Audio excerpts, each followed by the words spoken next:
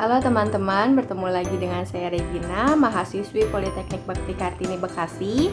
Teman-teman, hari ini saya akan sedikit menggambarkan tentang proses pengelolaan perbekalan farmasi di tempat kerja saya. Untuk proses perencanaan, kita menggunakan metode konsumsi dengan memperhatikan aspek anggaran yang tersedia, lalu sisa persediaan, lalu pemakaian periode sebelumnya, buffer stok. Nah, untuk buffer stok sendiri jumlahnya berbeda ya, tergantung obat tersebut masuk ke dalam fast moving atau slow moving dan waktu tunggu barang tersebut datang. Yang pertama ini adalah proses analisa pemilihan obat dengan melihat sisa stok dan pemakaian periode sebelumnya, lalu kita bisa menentukan jumlah obat yang akan kita pesan. Selanjutnya ini adalah proses pembuatan draft PO untuk dicetak. Nah teman-teman, ini adalah contoh PO atau surat pesanan setelah dicetak. Untuk metode pengadaan barang, kita melalui pembelian langsung kepada PBF dengan mengirimkan surat pesanan kepada salesman melalui WhatsApp atau menggunakan aplikasi pada PBF tertentu. Setelah surat pesanan dikirimkan, tinggal menunggu barang datang. Proses selanjutnya adalah penerimaan barang. SOP penerimaan barang adalah yang pertama kita mencocokkan faktur dengan surat pesanan. Di sini harus memperhatikan nama obat, kekuatan sediaan, bentuk sediaannya, dan jumlah obat yang dipesan sesuai dengan surat pesanan. Nah, yang kedua adalah proses mengecek faktur dengan barang datang. Di sini kita wajib ya memeriksa kondisi fisik seperti kondisi wadah dan sediaan serta tanggal kadaluarsanya.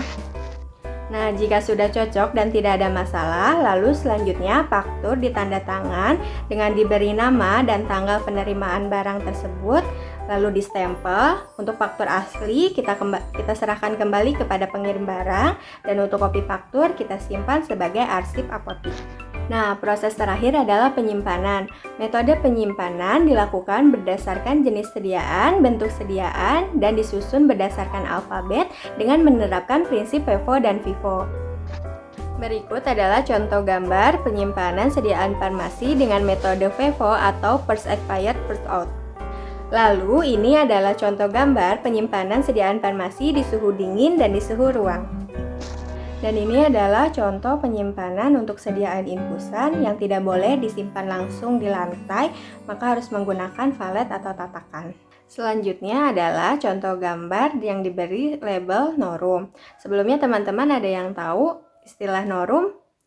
Nah, Norum adalah singkatan dari nama obat rupa ucapan mirip. Biasanya untuk sediaan yang penampilan atau penamaannya sama diberi stiker Norum seperti ini, dan untuk penyimpanannya tidak berdekatan ya, agar tidak ada kesalahan pada saat pengambilan obat.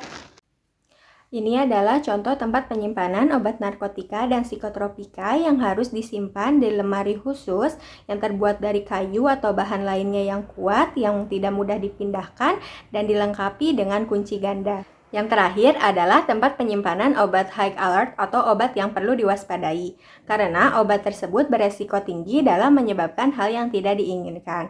Maka satuan terkecil dari obat tersebut harus diberi label high alert.